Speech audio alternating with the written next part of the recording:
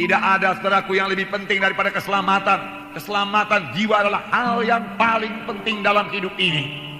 Firman Tuhan berkata, apakah untungnya kepada seseorang dia beroleh segenap dunia ini tapi jiwanya binasa? Sia-sia. Kaya raya kita di dunia ini, berhasil kita di dunia ini, terhormat kita di dunia ini, saudara. Tetapi sudah kita meninggalkan dunia ini, kita ke neraka yang kekal, apakah untungnya? Oleh sebab itu pastikan keselamatan jiwa saudara pada hari ini. Amin, saudara. Biar semua kita pulang dengan keselamatan jiwa yang teguh. Jika kita tidak bimbang oleh aniaya apapun juga, kita tidak mau berpisah lagi dari Tuhan Yesus. Karena kita tahu hanya Tuhan Yesus satu-satunya jalan ke sorga, tidak ada jalan yang lain. Tuhan sendiri berkata, akulah jalan dan kebenaran dan hidup, seorang pun tidak sampai kepada Bapa kalau tidak melalui aku. Hanya Yesus jalan ke sorga.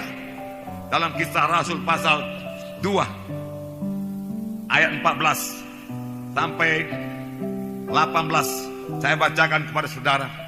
Maka bangkitlah Petrus berdiri dengan ke-11 rasul itu, dan dengan suara nyaring ia berkata kepada mereka, hai kamu orang Galilea dan kamu semua yang tinggal di Yerusalem, ketahuilah dan camkanlah perkataanku ini.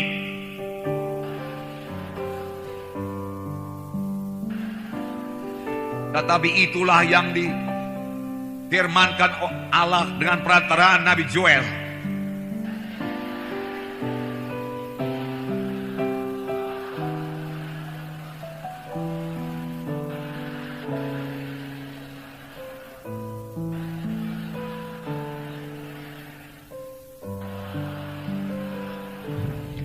Juga ke atas hamba-hambaku laki-laki dan perempuan akan kucurahkan rohku pada hari-hari itu, dan mereka akan bernubuat. Mari kita baca ayat 41 bersama-sama.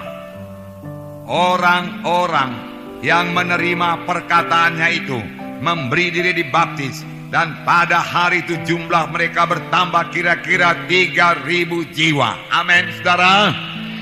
Puji Tuhan.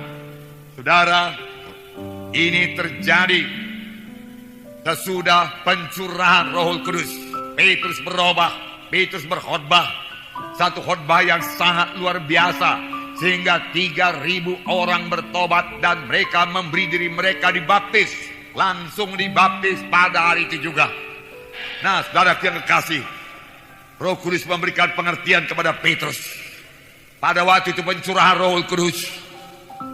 Dan saudara sudah mengetahui bahwasanya satu angin keras memenuhkan ruang tempat mereka berkumpul, 120 orang banyaknya. Kemudian lidah-lidah api hinggap di atas tiap-tiap orang. Lalu mereka memulai berbicara dalam bahasa-bahasa yang lain, seperti yang diilhamkan Roh itu kepada mereka untuk mengatakannya.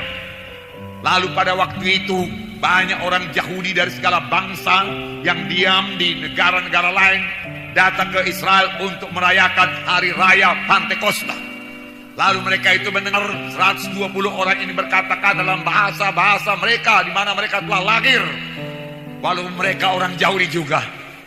Mereka sangat heran karena orang ini tidak pernah belajar bahasa mereka sebelumnya. Tapi dengan jelas mereka memuliakan Allah dalam bahasa mereka masing-masing. Apakah ini? Apakah ini? Dia katakan. Tapi beberapa orang mengolok-olok dan berkata mereka itu mabuk oleh anggur manis. Tetapi Petrus bangkit dan berkata, ini bukan mabuk anggur sebagaimana sangkamu, karena hari baru pukul 9 pagi. Tetapi inilah kegenapan nubuat Nabi Joel yang berkata bahwasanya pada akhir zaman aku akan mencurahkan rohku kepada segala manusia. Anak-anakmu laki-laki dan perempuan akan bernubuat, tua-tuamu akan mimpi berbagai-bagai mimpi, dia katakan. Dan kemudian kepada anak-anakmu laki-laki dan perempuan akan bernubuat, teruna-terunamu akan mendapat penglihatan-penglihatan, dan orang-orang tuamu akan mimpi berbagai-bagai mimpi. Ini akan terjadi dan ini sudah terjadi, Petrus berkata. Lalu apakah yang terjadi, saudara? Saudaraku, kita melihat di sini apa yang terjadi. Saudara, Petrus segera mengerti. Apakah yang Petrus mengerti, saudaraku? Kegenapan nubuat Nabi Joel. Petrus mengerti, saudaraku, perkara-perkara rohani. Petrus mengerti perjanjian lama. Sebelumnya dia kurang mengerti.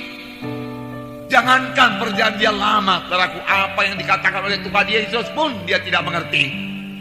Langsung Tuhan Yesus menceritakan kepada Petrus mengenai sengsaranya. Namun Petrus tidak mengerti juga. Matius pasal 16 ayat 21 sampai 23.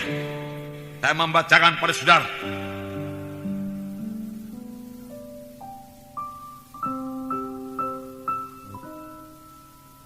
Saya membacakan. Sejak waktu itu Yesus mulai menyatakan kepada murid-muridnya bahwa ia harus pergi ke Yerusalem dan menanggung banyak penderitaan dari pihak tua-tua, imam-imam kepala dan ahli-ahli Taurat, lalu dibunuh dan dibangkitkan pada hari ketiga. Tetapi Petrus menarik Yesus ke samping dan menegur dia, katanya, Tuhan, kiranya Allah menjauhkan hal itu. Hal itu sekali-sekali jangan menimpa engkau, takkan menimpa engkau.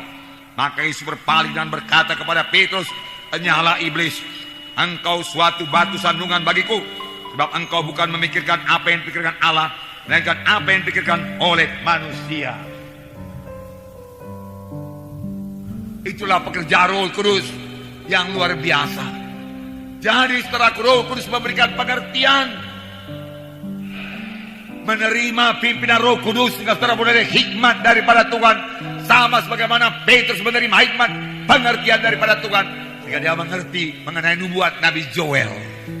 Ini nubuat Nabi Joel, ini mesti terjadi.